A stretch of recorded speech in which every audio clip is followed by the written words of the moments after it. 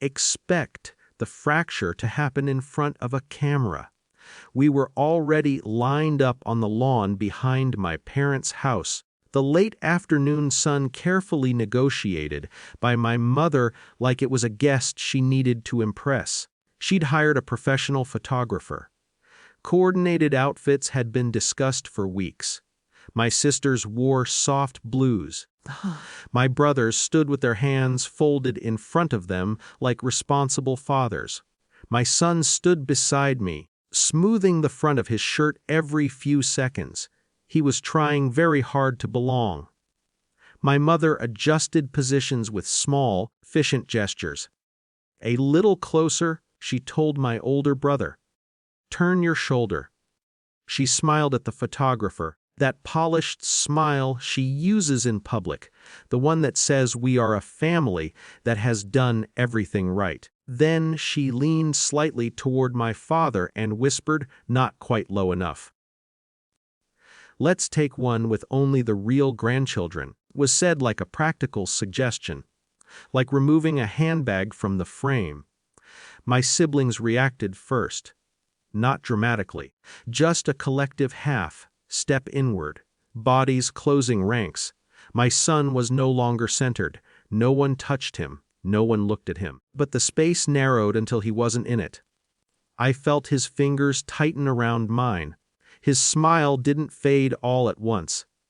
It flickered. Confusion first, then awareness, then something quieter, the kind of understanding children reach too early when they're trying to measure where they stand. I have spent most of my life not making scenes, being agreeable, being grateful, explaining away sharp edges as generational differences, reminding myself that blood is complicated but permanent. For a suspended second, I almost did it again. I almost told him, "It's fine, sweetheart." Just for one photo, I almost chose peace over clarity, and then I saw his face settle into something careful. Was when Daniel stepped forward. He didn't raise his voice. He raised his glass. It made a soft, unmistakable sound when he tapped it with his ring. Everyone turned. Daniel doesn't posture. He doesn't dramatize. His calm has weight to it. "I think," he said evenly, "it's helpful that we're being clear today." My mother's smile stayed in place, uncertain now. He looked at my parents, not angry, precise. Since we're clarifying who counts as real family, should clarify something too. The expansion loan for the business, the one we agreed to finalize next month, won't be moving forward with that. Silence rearranged the air. My father blinked first. "I'm sorry." Daniel lowered his glass. "I won't be investing. I wouldn't want to complicate things for the real family." It wasn't sarcasm. It was alignment. Watched the color drain from my mother's face. The expansion had been their pride, a second location, a bigger future. Daniel's firm had already done the projections. The paperwork was drafted. Everyone here knew he was the primary backer. My brother shifted his weight. One of my sisters glanced at my son and then quickly away. No one laughed it off. My father cleared his throat, the authoritative one he uses in meetings. "There's no need to be dramatic." Daniel nodded slightly. "This isn't dramatic, it's logistical." The photographer lowered her camera. No one told my son to step back into place. No one asked us to stay. I felt something settle inside me, not rage, not triumph, just alignment. For once, the consequences matched the action. I knelt in front of my son and adjusted his collar.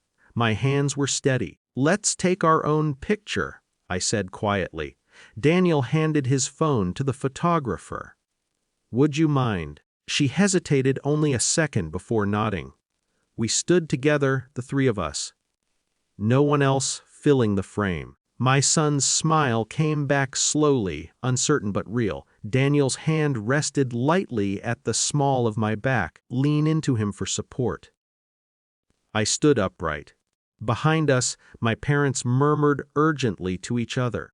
Numbers were being recalculated. Pride was being swallowed. I could almost hear the shift from unquestioned authority to negotiation. No apology came. Not then. My mother attempted a thin recovery. Of course, we consider him family. You're misunderstanding. Daniel didn't argue. He simply didn't resume his position in their plans. The photographer packed up early. The rest of the gathering continued, brittle but functional. Plates were passed. Conversations lowered in volume. Siblings hovered in the gray space between agreement and dependence. On the drive home, my son was quiet. I'd do something wrong. He asked eventually. I met his eyes in the rearview mirror. No, I said. You didn't. For the first time, I didn't feel like I was balancing two loyalties. I felt like I had chosen one. There will be fallout.